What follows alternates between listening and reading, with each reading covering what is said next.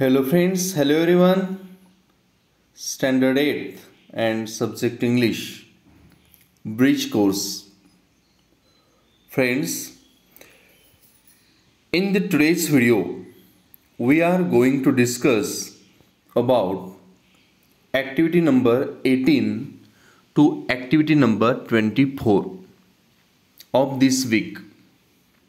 मित्रांनो, आज आपण ब्रिज कोर्स इयत्ता 8वी विषय इंग्रजी या अंतर्गत या आठवड्यातील ॲक्टिव्हिटी क्रमांक 18 ते ॲक्टिव्हिटी क्रमांक 24 यांची चर्चा आजच्या व्हिडिओमध्ये आपण करणार आहोत.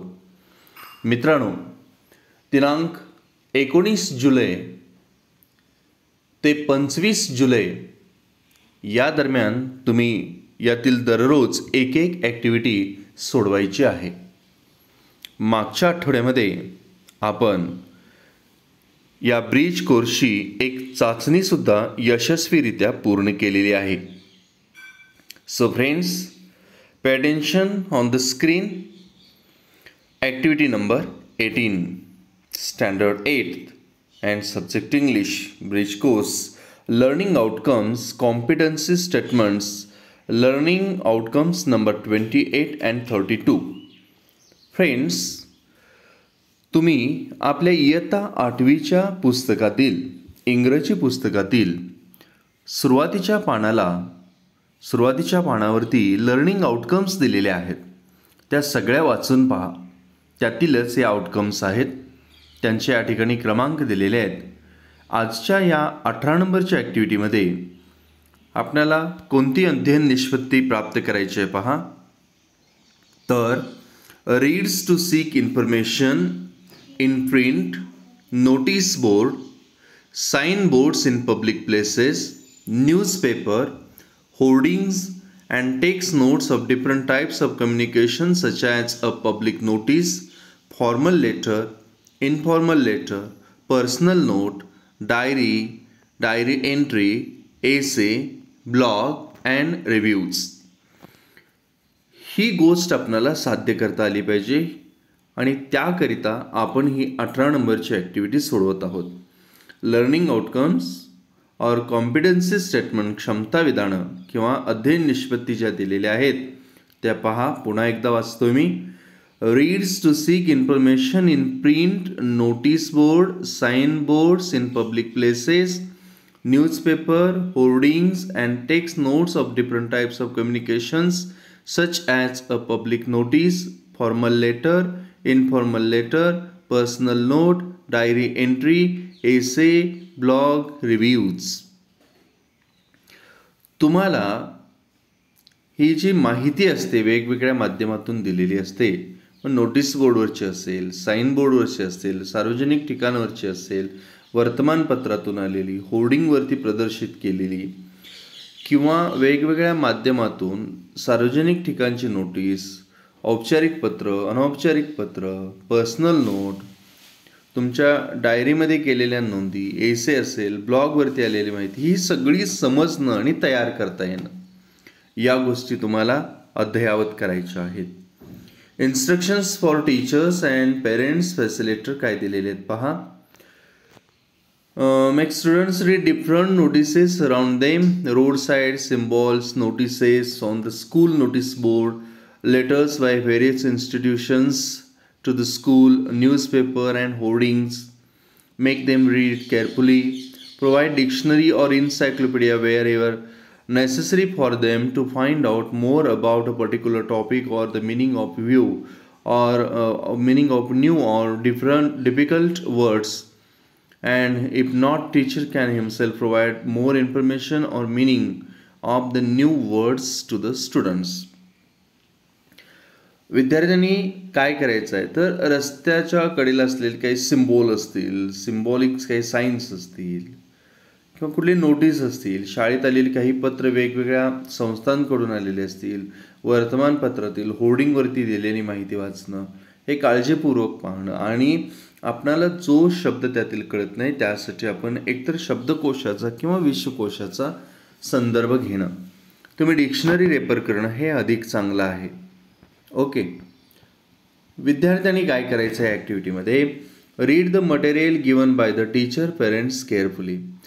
आता पालकांच्याकडून शिक्षकांच्याकडून तुम्हाला जे मटेरियल मिळतं ते होर्डिंगवरची माहिती असेल किंवा त्याचा फोटो एखादा असेल किंवा त्याची प्रिंट एखादी असेल, न्यूजपेपरमधले बातम्या असतील किंवा काही ॲडव्हर्टाईज असतील किंवा रोड साईन काय असतील, सिम्बॉल्स आहेत, असे वेगवेगळे तुम्ही मिळवायचे आहेत आणि ते काळजीपूर्वक वाचायचे आहेत आणि त्यांचा अर्थ काय आहे तो जाणून घ्यायचा आहे, कॉम्प्रिहेंड आकलन करून घ्यायचा आहे मॅटर त्यातला जो आहे तो. And in case of new or unknown words concepts use dictionary और इन्सायक्लोपीडिया टू फाइंड आउट मोअर. त्यातील एखादा शब्द नवीन असेल किंवा तुम्हाला माहीत नाही असेल, एखादी संकल्पना नवीन असेल तर ती तुम्ही डिक्शनरीमध्ये पाहून तो शब्द पाहून शिका किंवा विश्वकोशाचा आधार घेऊ शकता. If you don't find a dictionary or a mobile phone with internet, please ask your teacher about your difficulty. तुम्ही एकतर डिक्शनरीमधून अर्थ शोधा, नसेल तर मोबाईलवरती बऱ्याचशा डिक्शनरी फ्री ॲपसुद्धा आहेत बरेचसे, ते डाउनलोड करून घ्या. तुम्ही शब्द टाईप केला की तुम्हाला तिथं त्याचा उच्चार असेल, अर्थ असेल, समानार्थी शब्द, विरुद्धार्थी शब्द हे सगळं मिळतं. यातूनही काही नाही समजलं तर आपल्या शिक्षकांची मदत घेऊ शकता. तर या ठिकाणी लर्निंग ॲक्टिव्हिटी आपल्याला एक दिलेली आहे. काय दिलेले आहे पहा. Look at the given pictures carefully and tell where you see them. आता या ठिकाणी काही फोटो दिलेले आहेत, त्या ॲडव्हर्टाईजचे असतील, होर्डिंगचे असतील, काय असतील ते या ठिकाणी. Look at the given picture, ही चित्र पहा काळजीपूर्वक. And tell where you see them, आणि सांगा की हे तुम्हाला कुठं पाहायला मिळतात.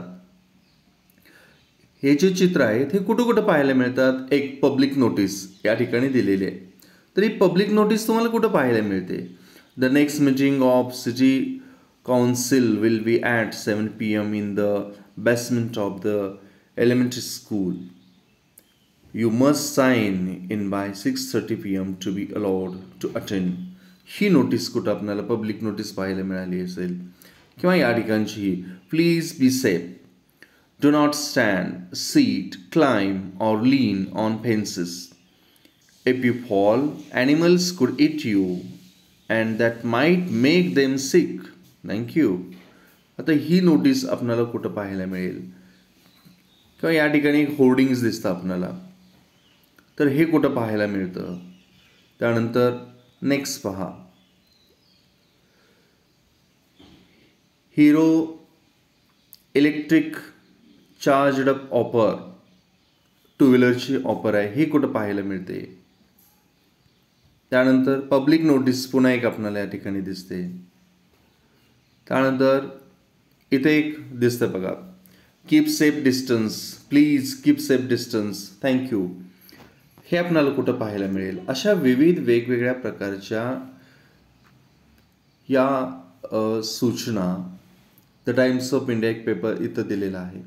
हे ॲडव्हर्टाईज असतील, जे काही इथं मटेरियल तुम्हाला थोडंफार दिलेलं आहे, तर या गोष्टी तुम्हाला कुठं पाहायला मिळतात हे तुम्ही सांगायचं आहे. आणि त्यानंतर या ठिकाणी एक्सपेक्टेड ॲन्सर्स या ठिकाणी दिलेले आहेत. आता तुम्ही म्हणू शकाल की हे कुठं पाहायला मिळतात. इन द शॉप्स आहे, ऑन द रोड दिसतात, इन द न्यूजपेपर आहे, पार्कला आहे, झूज आहे, ऑफिसेस, स्कूल्स एक्सेट्रा. तर याबद्दल तुम्ही चर्चा करायची इथं दिलेल्या प्रश्नांना आधारित. And your parents or teachers to elect new names from the students and names of remaining pictures. आता इथं काही दिलेले आहेत. आता राहिलेले पिक्चर्स सिम्बॉल हेही तुम्ही जाणून घ्यायचे आहेत. सिम्बॉल्स असतील, road science, pamphlets, hoardings, banners, public notices, paper cutouts etcetera. And now read the messages that this picture give. Okay. Next solve activity demo या ठिकाणी तुम्हाला एक दिलेला आहे की तुम्ही एक 4-5 जणांचा गट करा and alert them a picture from the above pictures given. वरच्या चित्रापैकी एक चित्र तुम्ही कोणतंही घ्या आणि ask them to observe the pictures carefully and discuss on where you see these pictures and what message is given on them and make a note of it in their work, in their books, and also ask students to use dictionary wherever required. तर वरच्या कोणतंही एक demo म्हणून तुम्ही चित्र घ्या आणि त्याच्यावरती ते चित्र कुठं पाहायला मिळतं, त्यात काय संदेश दिला आहे, काय मॅटर आहे, त्यातनं काय सांगितलेलं आहे हे समजून घ्या आणि प्रॅक्टिसही करा. ओके, या ठिकाणी दिलेला पॉईंट जो आहे तोही पहा. प्रॅक्टिससाठी तुम्हाला दिलेला आहे. Please observe the picture. इथं ज्या सूचना दिलेल्या आहेत या पद्धतीनं तुम्ही प्रॅक्टिस करू शकता. एक्सटेन्शन ॲक्टिव्हिटी आणि पॅरलल ॲक्टिव्हिटी तुम्हाला एक्स्ट्रा स्टडीसाठी दिलेले आहे. Teacher can play a matching activity या पद्धतीनं सुद्धा तुम्ही करू शकता. त्याच्यानंतर स्टुडंट्स टू कलेक्ट और draw out the notices messages they come across also they can collect newspapers cutouts about the chosen given topic. तुम्ही एखाद्या टॉपिकवरती असे कटआउट्स असतील, बॅनर्स असतील, मेसेजेस असतील, न्यूजपेपरमध्ये आलेल्या बातम्या असतील, तर ह्या कलेक्शन तुम्ही करा आणि त्याच्याबद्दल अधिक चर्चा तुम्ही करू शकता. Evaluation matching activity of the pictures and messages imparted. Example road work sign. असं जर आता रोड वर्क साईन जर असेल तर तिथं काय मेसेज असतं, work on road is in progress so either use diversion और टेक अ यू टर्न. जर रस्त्यावरील काम असेल चालू तर वर्क इन प्रोग्रेस असा एखादा मेसेज तिथं असतो. याचा अर्थ काय, आपण त्या रस्त्यानं पुढे जायचं नाही, एकतर डायव्हर्शन केलेलं रस्त्यानं जायचं आहे किंवा यू टर्न घ्यायचं आहे. या पद्धतीने ह्या सगळ्या गोष्टी दिलेला मेसेज काय, तो सिम्बॉल काय आहे, त्याचा अर्थ समजणं, या गोष्टी महत्त्वाच्या आहेत. दीक्षा व्हिडिओसुद्धा तुम्ही रेफर करू शकता. आणि ही ॲक्टिव्हिटी तुम्ही जर अगदी व्यवस्थित सोडवली, चर्चा व्यवस्थित अशी केला तर तुम्ही नक्कीच learned about different places where you see the notices, hoardings, pamphlets, banners, etc. यांचा तुम्हाला अर्थ कळू शकेल. Knowing the names of these forms of messages, that is notices, hoardings, pamphlets, banners, etc. हे नावही सांगता येतील तुम्हाला आणि काय संदेश दिलेला आहे त्यात ते आकलनही तुम्हाला व्यवस्थित होईल. इतक्या गोष्टी आपल्याला या ॲक्टिव्हिटीमधून शिकायच्या आहेत. Next activity number 19. दररोज एकच ॲक्टिव्हिटी तुम्ही सोडवायची आहे. उद्या सोमवार दिनांक 19 जुलै 2021 पासून ते 25 जुलै 2021 अखेर तुम्ही एक ॲक्टिव्हिटी सोडवायची आहे. आता आपलं या ठिकाणी आत्तापर्यंत दिनांक आणि ॲक्टिव्हिटी क्रमांक हा तोच येत होता, पण या वेळेला 19 तारखेला तुम्ही 18 नंबरची ॲक्टिव्हिटी सोडवता असं व्हायला लागलेलं आहे. कारण एक दिवस आपण मागच्या आठवड्यातील टेस्टसाठी दिले असल्यामुळं इथं हा तफावत पडलेली आहे. ओके, इयत्ता 8वीला आपल्याला यावर्षी टोटल ब्रिज कोर्समध्ये 42 ॲक्टिव्हिटी आहेत आणि आपला कोर्स 45 दिवसाचा आहे. 42 दिवसाचे 42 ॲक्टिव्हिटी होतील आणि 3 दिवस 3 टेस्ट होतील, असे टोटल 45 दिवसाचा आपला कोर्स होणार आहे. ओके फ्रेंड्स, पुन्हा एकदा लक्षात घ्या, तुम्ही 15 तारखेला एक टेस्ट सोडवलेली आहे, आता 30 जुलैला एक टेस्ट सोडवणार आहात आणि 14 ऑगस्ट रोजी एक टेस्ट तुम्ही सोडवणार आहात. Okay, activity number 19 learning outcomes for competency statement number 29, 30 and 31. तुम्ही तुमच्या पुस्तकातील या लर्निंग आउटकम्स पहा, त्यातील या 29, 30 आणि 31 नंबरची ही लर्निंग आउटकम्स आहे.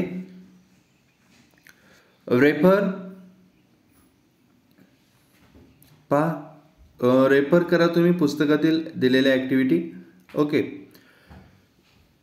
infers the meaning of unfamiliar words by reading them in context, also understands the literal as well as the suggested or implied meaning, and if not refers dictionary encyclopedia to find the meaning, spelling of words while reading and within for reference work.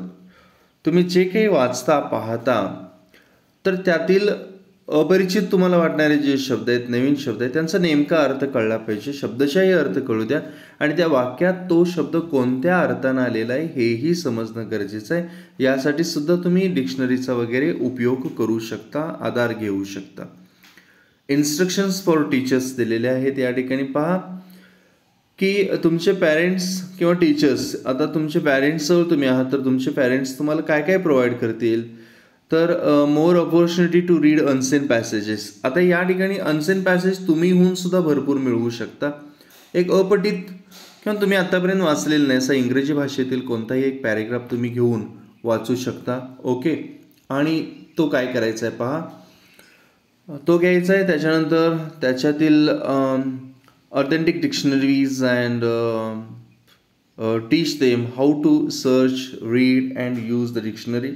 Dictionary कशी वापर करायचा, शब्दात alphabetical words जे आहेत ते कसे शोधायचे, title word प्रत्येक पेजवरती असतो, त्याच्या आधारे आणि आपण पटकन कसं शोधू शकतो या सगळ्या गोष्टी पहा.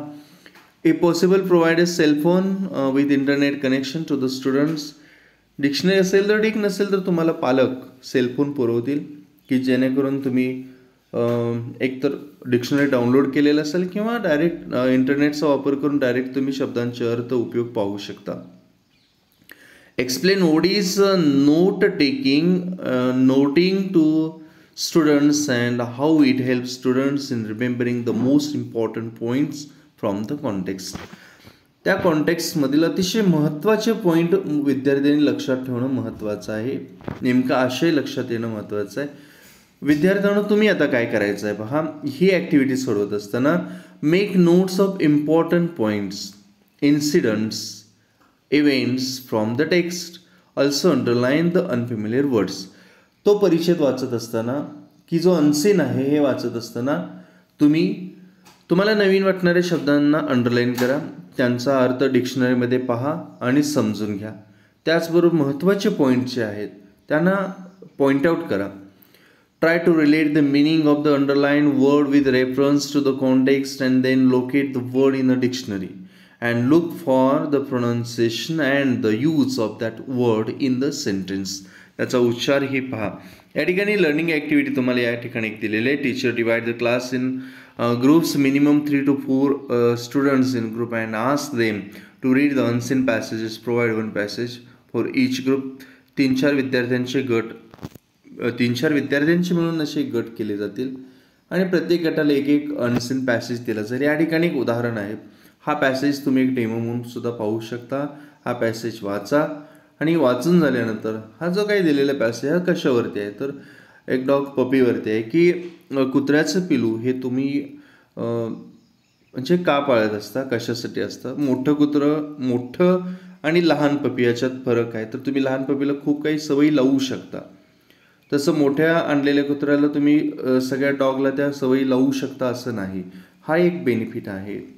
याबद्दल संबंध हा पॅरेग्राफ आहे आणि त्याच्यावर आधारित असलेले इथं जे प्रश्न आहेत या पद्धतीनं तुम्ही अनसीन पॅसेजवर वर्क करायचं. या ठिकाणी जे प्रश्न 5 दिलेले आहेत, इतकं जरी तुम्ही कोणताही अनसीन पॅसेज घेऊन काम केला तरी पुरेसं आहे.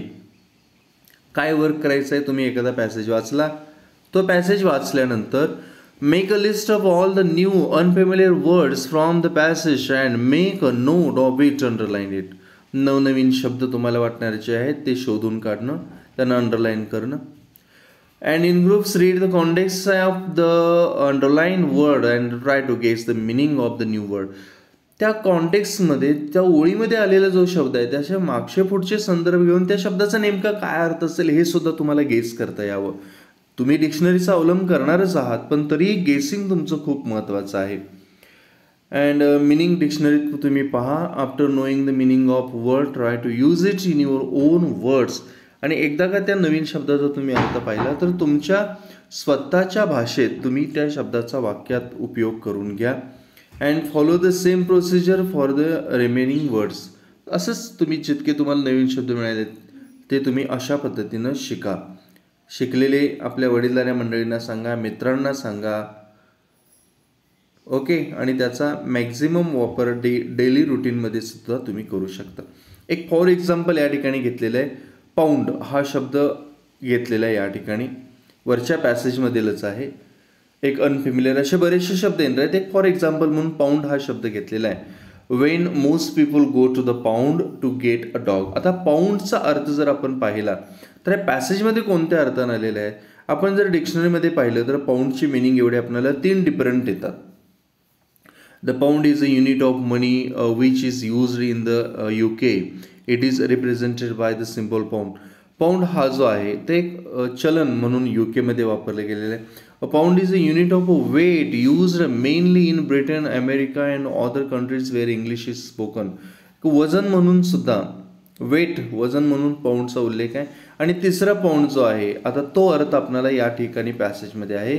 Pound is a place where dogs and cats found wandering in the street are taken. Okay, तर हा पाऊंड या ठिकाणी आलेला आहे. And kept until they are claimed by their owners. तर असे 3 डिफरंट मिनिंगपैकी कोणता मिनिंग या पॅसेजमध्ये वापरला आहे हे जसं तुम्हाला आता या ठिकाणी लक्षात आलं 3 नंबरचं मिनिंग वापरलेलं आहे, तसं शब्द त्यांचे वेगवेगळे अर्थ हे जाणून घ्या. कॉन्व्हर्सेशन तुम्ही त्याच्यावरती करा, बोला, लिहा. ओके, प्रॅक्टिससाठी तुम्हाला students ask them to make a simple but meaningful sentence बनवा. आणि एक्सटर्नल पॅरलल ॲक्टिव्हिटी या ठिकाणी जी सांगितलेली आहे ती सुद्धा तुम्ही सोडवा, की अनसीन पॅसेज वाचणं, त्याचबरोबर त्यातील नवीन शब्दांना अंडरलाईन करणं, महत्त्वाचे पॉईंट अधोरेखांकित करणं, नवीन शब्द शिकणं, अर्थ शिकणं, उच्चार शिकणं, डिक्शनरी रेफर करणं, या गोष्टी करायच्या आहेत. आणि ते शब्द वहीत सुद्धा लिहायचे आहेत. इव्हॅल्युएशनचे दिलेले पॉईंट जे आहेत हे तुम्ही पूर्ण करा. काय दिलेलं आहे बघा. Teacher makes chits bearing the new vocabulary and its meaning separately and distributes them among the students. Students will be instructed to find the exact meaning of the word. असे शब्द त्यांचे अर्थ शोधणं. या ठिकाणी तुम्हाला लिंक दिलेले आहेत दीक्षा व्हिडिओचे, यांचाही वापर करून तुम्ही अधिकाधिक गोष्टी शिकू शकता आणि ते पहा. Next activity number 20. या ठिकाणी लर्निंग आउटकम आपल्याला काय दिसते बघा ब्रिज कोर्समध्ये. तर लर्निंग आउटकम्स नंबर 7, 17 अँड 36 काय आहेत या तिन्ही ॲक्टिव्हिटी. लर्निंग आउटकम्स काय पहा. Writes neatly and legibly, proportion of letters, spaces between words, and appropriate strokes above and below the baseline, etc. Use proper punctuation marks. Number 7, 17 and 37. Attempts calligraphy and decorative writing. तर लेखनाच्या संबंधित ही activity आहे. आपण अक्षर लिहित असताना, शब्द लिहित असताना तर त्यांच्यामध्ये असलेला स्पेस, प्रोपोर्शनॅलिटी, त्यांचा स्ट्रोक्सच्या संबंधीमध्ये असेल किंवा बेसलाईनच्या वरती किती, खाली किती, त्यांचा आकार, या सर्व गोष्टी आपण ध्यानात घ्यायच्या आहेत. आणि लेखनाच्या बाबतीत व्यवस्थित स्पेस, अंतर 2 अक्षरांच्या मधील, 2 शब्दामधील, या सगळ्या गोष्टी आपण शिकायच्या आहेत की लेखन संबंधी. ओके, तर तुम्ही आता काही उदाहरणं how to write neatly and legibly हे पाहू शकता. त्याच्यानंतर तुम्हाला पॅरेंट्स मदत करतील. Help students wherever necessary and introduces punctuation marks with examples. तुम्ही आपल्या पुस्तकात सुद्धा पहा की कोणते पंक्च्युएशन मार्क्स कुठं वापरलेले आहेत, कसे वापरलेले आहेत. अशा पद्धतीने तुम्ही पॉईंट शिकून घ्या. Importance of writing with its aspects and demonstrates decorative writing. तर हे करत असताना तुम्ही काय करायचं आहे, लिसन केअरफुली, गट करा, जोड्या करा, एखादा टेक्स्ट निवडा, look at the blackboard, listen and act, look and copy. तुम्ही जे पाहता ते पहा, लिहा या पद्धतीनं. अँड सिम्पल रूल फॉलो करा सगळे. ट्राय टू अंडरस्टँड, समजून घ्या लेखनातल्या या सगळ्या गोष्टी. तर लर्निंग ॲक्टिव्हिटी या ठिकाणी दिलेली आहे. तर एक पॅसेज आपल्याला दिलेला आहे. Teacher writes 10 lines paragraph on blackboard, explains how to write neatly and legibly, and teacher also explains and shows examples of calligraphy and decorative writing ची उदाहरण देतील. या ठिकाणी तुम्हाला उदाहरण दिलेले आहेत पहा की तुम्हाला हा पॅसेज एक तिथे दिलेले आहे सीझन आय लाईक मोस्ट बद्दल. पण याखाली हे जे दिलेले वेगवेगळ्या फॉन्टमध्ये, वेगवेगळ्या साईजमध्ये, वेगवेगळ्या स्वरूपामध्ये दिलेले हे जे लेटर आहेत ते पहा. A to Z सगळे लिहिलेले आहेत, पण त्यांचा आकार वगैरे या ठिकाणी दिला आहे. अशी कॅलिग्राफी रायटिंग, डेकोरेटिव्ह रायटिंग तुम्हाला करता यावं, ह्या पॉईंट तुम्ही शिकून घ्या. आणि नेक्स्ट एक डेमो या ठिकाणी दिलेलं आहे. How I celebrated my birthday. हे वाचा तुम्ही, दिलेलं आहे. पण या ठिकाणी प्रॅक्टिसला तुम्हाला या ठिकाणी look at the following decorative writing styles या ठिकाणी दिलेले आहेत की write a message to your friend in this form. अशा फॉर्ममध्ये सुद्धा तुम्ही मेसेज तुमच्या मित्राला एखादा करू शकता. डेकोरेटिव्ह स्टाईल याला आपण म्हणत असतो. पहा, happy from all of us, happy birthday to you, happy birthday to you. हॅपी बर्थडेचं एक डेकोरेटिव्ह रायटिंग केलेलं आहे, असं तुम्ही बनवू शकता. हे या ठिकाणी सुद्धा थँक्यूबद्दल या ठिकाणी डेकोरेटिव्ह रायटिंग तुम्हाला दिसते, अशीही तुम्ही तयार करू शकता. किंवा वेगवेगळे मेसेज तुम्ही जे तयार करता त्या पद्धतीनं सुद्धा तुम्ही डेकोरेटिव्ह रायटिंगचा सराव अधिकाधिक करा. ओके, नेक्स्ट पुढं आपण जाऊया. काय सांगितले पहा पुढं. एक्सटेन्शन ॲक्टिव्हिटी, पॅरलल ॲक्टिव्हिटी आपल्याला दिलेली आहे. Write an application of for a weeks leave to the headmaster of your school as you are unable to attend school because of viral fever. एक उदाहरण दिलेलं आहे या ठिकाणी. एक रजा चिठ्ठी तुम्ही लिहायची, आठवडाभर तुम्ही शाळेत येऊ शकणार नाही, कुठून कुठंपर्यंत ते उदाहरण वाचा आणि तुम्ही अशाच पद्धतीचं एक प्रिन्सिपलनं पत्र लिहायचं आहे. तुम्ही तयार लिहा तुमच्या वहीमध्ये की ग्रँड 2 days लीव तुम्हाला आवश्यक आहे, ब्रदर्स मॅरेज असल्यामुळं ते कारण वगैरे इथं आहे. हाच फॉर्मॅट वापरा, योग्य त्या शब्दाच्या ठिकाणी बदल करा आणि ॲप्लिकेशन फॉर लीव तुम्ही एक तयार करा. ओके, या ठिकाणी मेसेज रायटिंगसाठी एक लिंक दिलेली आहे. अधिकाधिक माहिती तुम्ही या लिंकला टच केल्यानंतर सुद्धा तुम्हाला लक्षात येईल. आणि ही ॲक्टिव्हिटी सोडल्यानंतर to write neatly and legibly. I also learn calligraphy and decorative writing तुम्ही खूप छान पद्धतीनं करू शकता. ॲक्टिव्हिटी नंबर 21 काय आहे पहा. 21 नंबरची ॲक्टिव्हिटी. तर learners understands the concept of Indian citizen. Learners feeling proud to be Indian citizen and learner feels respect to the Indian heritage. तर आपण भारतीय आहोत याचा तुम्हाला अभिमान वाटला पाहिजे आणि अभिमान आहेच. भारतीय नागरिक ही कॉन्सेप्ट ही लक्षात घ्या आणि भारतीय जे वारसे आहेत आपल्याला लाभलेले या सगळ्याबद्दल आपल्याला अभिमानही पाहिजे. या गोष्टी आपण यातून शिकणार आहोत. तर इथं स्टेप 1 ती दिलेली आहे, ही वाचा, तुम्ही लक्षात येईल तुम्हाला. त्यानंतर इन्स्ट्रक्शन्स फॉर स्टुडंट जे आहेत त्या पहा की टीचरने दिलेले इन्स्ट्रक्शन व्यवस्थित तुम्ही फॉलो करा. एक लर्निंग ॲक्टिव्हिटी प्रेझेंटेशन स्टेप 2 या ठिकाणी दिली, ती तुम्ही फॉलो करा. उदाहरणार्थ teacher shows picture video some heritage sites of such as Taj Mahal, Ajanta Caves, Veral Caves, Golden Temple, सूर्य मंदिर.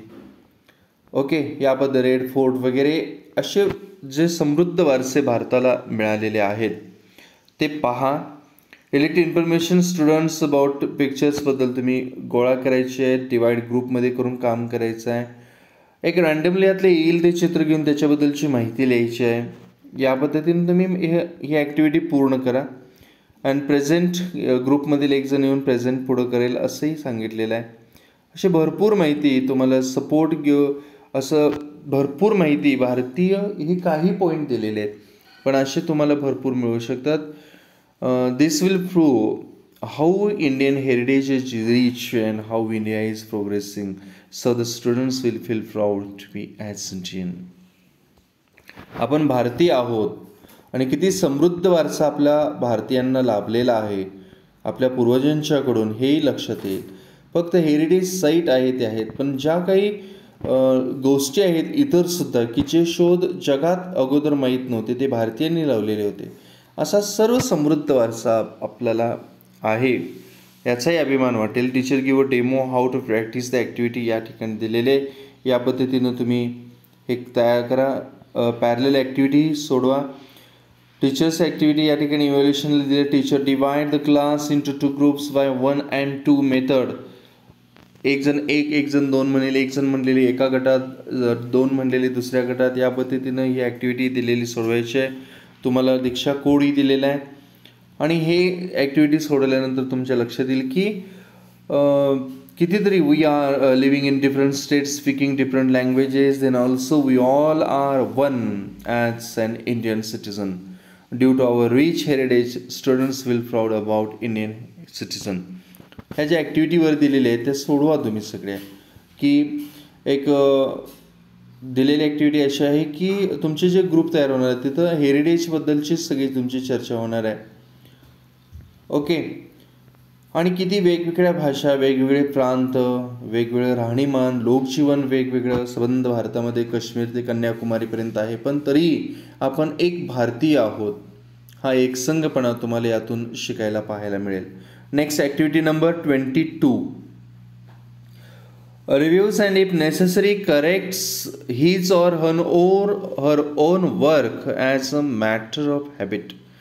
आपण जे काम करत असतो ते स्वतःहूनही दुरुस्त करणं आणि दुसऱ्याकडूनही दुरुस्त करून घेणे.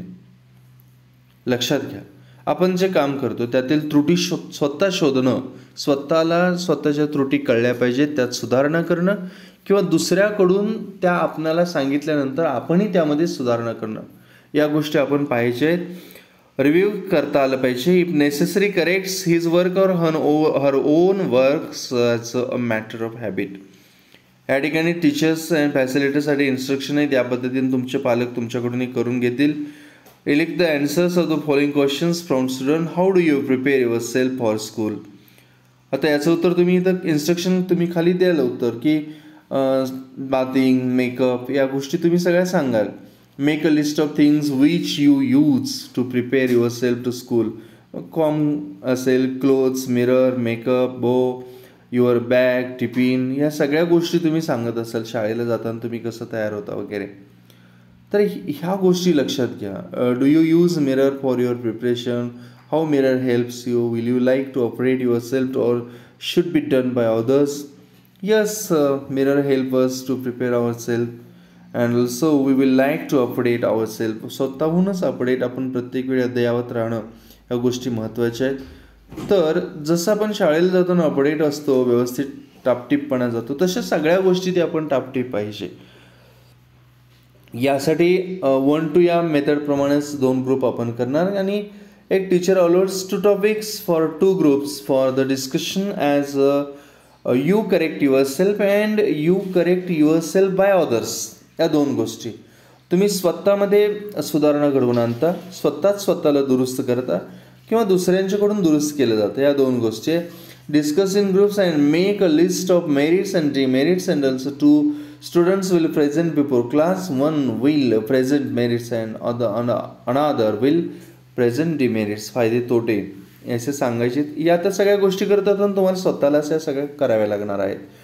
Teacher gives support and feedback and tells how correcting your self is healthy and effective. आता ही भूमिका पालक तुमच्या घरी हे पार पडतील. तुमचे भावंड, वडीलधारी मंडळी सुद्धा तुम्हाला या गोष्टीचा फीडबॅक देतील की तुम्ही युअर सेल्फ हेल्दी आणि इफेक्टिव्ह राहण्यासाठी तुम्ही काय करावं हे सांगतील. टीचर्स शोज अ व्हिडिओ ऑफ फॉलोइंग लिंक. ह्या लिंकनुसार तुम्ही एक व्हिडिओसुद्धा पहा. या ठिकाणी प्रॅक्टिससाठी हे दिलेले मेथड जे आहेत ह्या वापरा आणि यानुसार सराव करा. फीडबॅक घ्या, स्वतःमध्ये दुरुस्ती घडवून आणा, इम्प्रूव्हमेंट स्वतःमध्ये करा. ओके, द पॉईंट सगळे करेक्शन करा. परफॉर्मन्स स्किट असेल and the teacher and give groups give feedback support असेल, परफॉर्मन्स हा सुद्धा तुम्ही करून आणा. इथे दिलेल्या लिंकला क्लिक करून तुम्ही अधिकाधिक गोष्टी करू शकता. ही ॲक्टिव्हिटी सोडवल्यानंतर तुम्हाला इम्पॉर्टन्स ऑफ रिव्ह्यू लक्षात येईल. पुनर्विलोकनचं महत्त्व काय आहे. त्यानंतर how to take review of their own work करत असताना स्वतःबद्दल रिव्ह्यू कसा करायचा and develop habit of reviewing on work. प्रत्येक काम करत असताना त्याच्यामध्ये रिव्ह्यू, एक पुनर्विलोकन तुम्ही केला, पुन्हा पाहणी केला तर तुम्हाला लक्षात येतं की यस, या ठिकाणी ही गोष्ट नको तर अशी सुधारणा पाहिजे. मग ते तुमच्या छोट्या छोट्या लेखनात असेल, तुमचं दररोजच्या आवरण्यामध्ये असेल, तुमचे अभ्यास करताना असेल, अगदी तुम्ही एखादी प्रश्नपत्रिका सोडवली, पुन्हा त्याच्यावर नजर टाकली, तुम्ही रिव्ह्यू केला तर त्यातील तुम्हाला त्रुटीसुद्धा लक्षात येत असतात आणि त्या दुरुस्त करणं. असं आयुष्यभरामध्ये आपल्याला प्रत्येक गोष्टीवरती रिव्ह्यू करायचा आहे आणि सुधारणा आपणच करून घडवून आणायच्या आहेत. Okay, next activity number 23.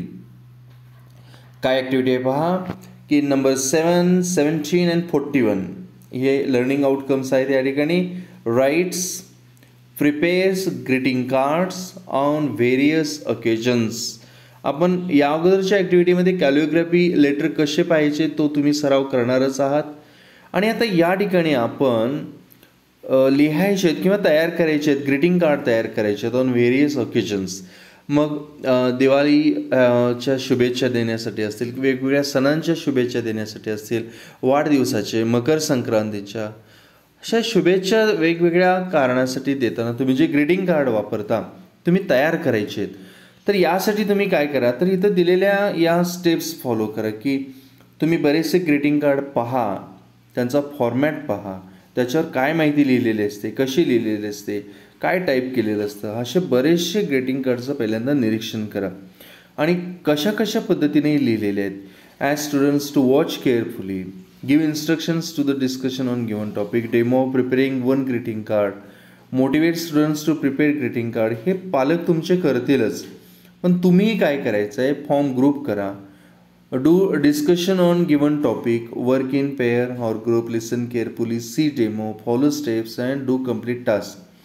आता लर्निंग ॲक्टिव्हिटी तुम्हाला या ठिकाणी दिलेली आहे, हे डिटेल वाचा आणि या पद्धतीने तुम्ही ग्रीटिंग कार्ड कसं बनवायचं हेही लक्षात घ्या.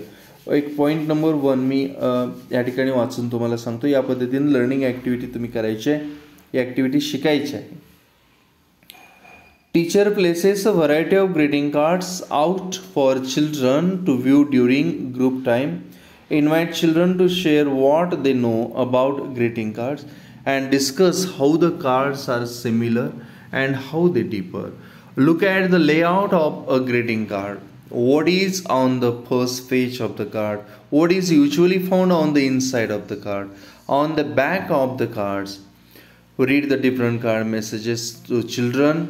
Engage older children in a discussion about how cards are written and ask them to describe how the messages made them feel. Why are words important on the different cards? तर असे card पाहून त्याच्यावरती काय लिहिलेलं आहे, message काय आहे, पहिलं पान कसं असतं, लास्ट पेज काय असतं, त्याची डिझाईन काय असते, लेआउट प्रेझेंटेशन कसं आहे, दिसायला कार्ड कसे आहेत, एका गटातले कार्ड, एका इश्यूवरती असलेले कार्ड पण त्यातील मॅटर वेगवेगळे कसे आहेत, एक कार्ड दुसऱ्यापासून डिफरंट कसं आहे, टॉपिक बदलला तर कार्डचे मेसेज कसे बदलतात, शब्द कसे चेंज होतात, ह्या सगळ्या गोष्टीनुसार इथे दिलेल्या 3-4 पॉईंटनुसार तुम्ही हे शिका.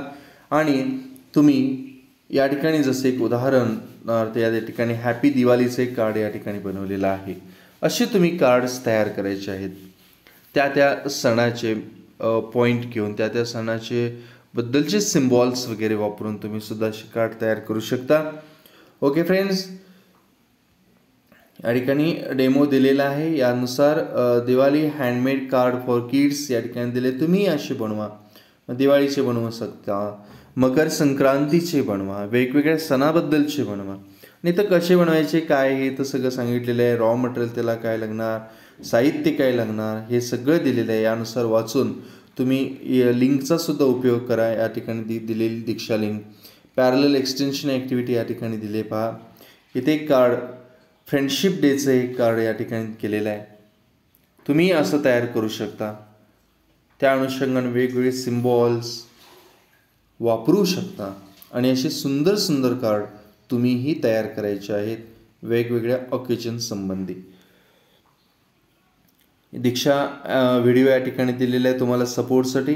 हे सगळं तुम्ही केल्यानंतर you are able to making greeting cards. Okay, and next activity number 24.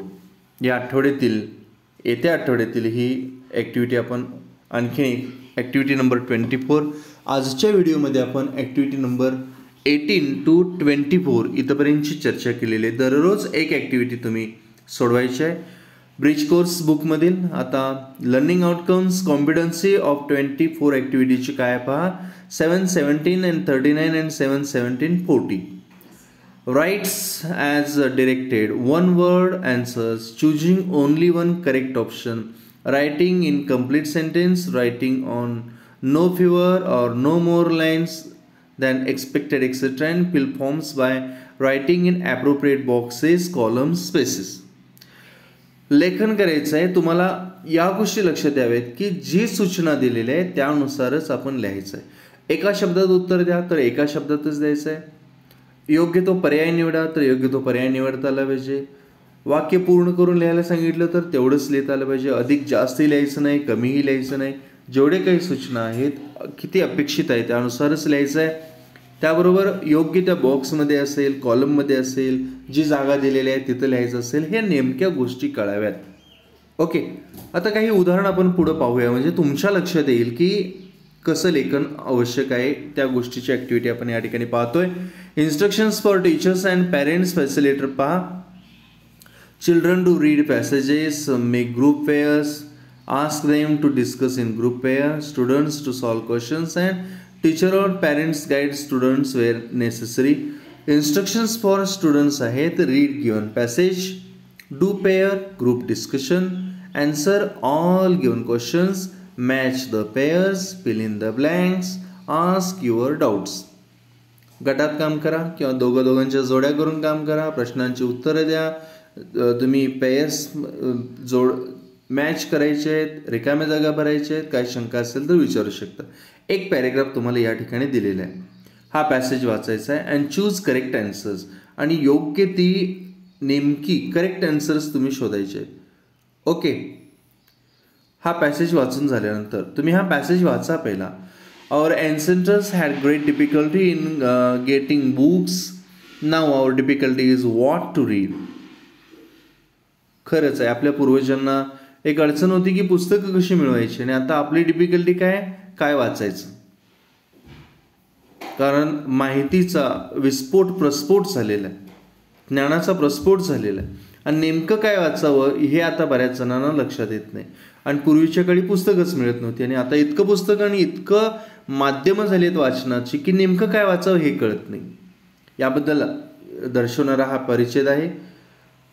तर याच्यावरती प्रश्न आहे, पहा. उदाहरणार्थ, read the passage carefully and choose the correct one. We should be selective because, इथं ऑप्शन दिलेले आहेत ABCD, त्यातलं एक. We should be selective because, आपण वाचत असताना नेमकं निवडक वाचावं, कारण there is a great number of books available to us, there is scarcity of books, and there are only bad books in the market and none of the above. म्हणजे योग्य पर्याय निवडता येणं महत्त्वाचं आहे. अशा पद्धतीनं हे प्रश्न पहा आणि योग्य ते पर्याय निवडणं, यासाठी पॅरेग्राफ आपल्याला काळजीपूर्वक वाचावा लागतो. हे या गोष्टी इथं तुम्हाला आता लक्षात येत असेल. आपण लर्निंग आउटकम्समध्ये पाहिलं होतं की राईट्स ॲज डिरेक्टेड, जसं सांगितलंय, जशी सूचना दिली आहे त्या पद्धतीनं लिहायचं आहे.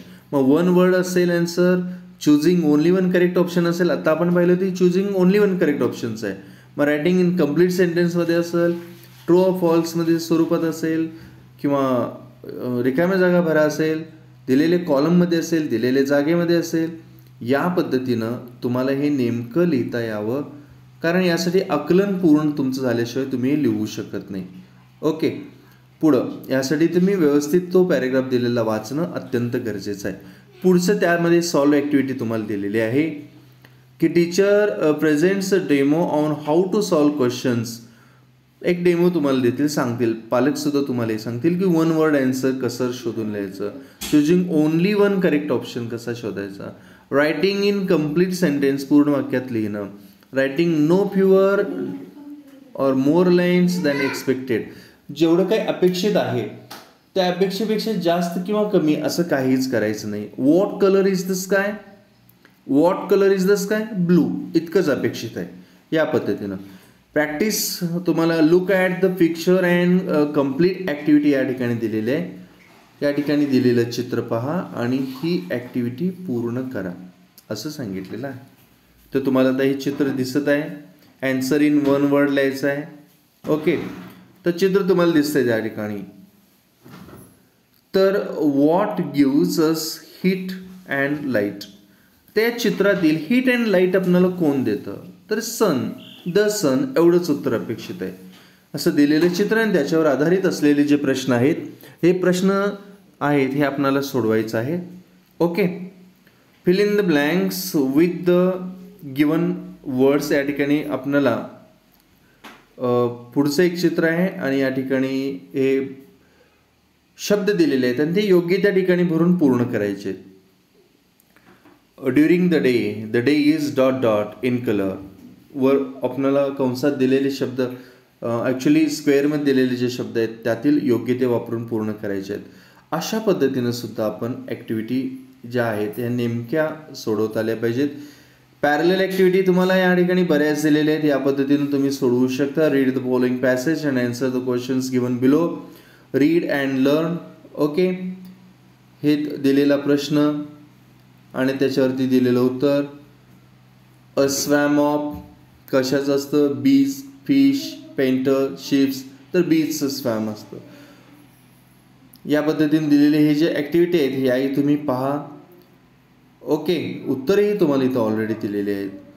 A dot dot of Lions, pride, flight, heard, catch, काय असेल ते तुम्ही उत्तरे शोधून या ठिकाणी असं दिलेले आहेत. एक्सटेन्शन ॲक्टिव्हिटी तुम्हाला सरावासाठी, तर अशा पॅरलल ॲक्टिव्हिटीसुद्धा आपण सोडवून या पूर्ण करायच्या आहेत. ओके, नेक्स्ट ॲक्टिव्हिटी आहे evaluation. What difficulty do you feel about reading. वाचत असताना कोणत्या डिफिकल्टी आल्या, तर पुन्हा येतील त्या डिफिकल्टी तुम्ही सॉल्व्ह करायच्या आहे. डिक्शनरीचा वापर करा. Who are our best friends, in which book contain the wisdom of our sages. ह्या वरच्या दिलेल्या पॅरेग्राफवरती पहिला सुरुवातीचा जो पॅरेग्राफ होता त्याच्यावरती आधारित हे प्रश्न आहेत. Books R our best friend आहे.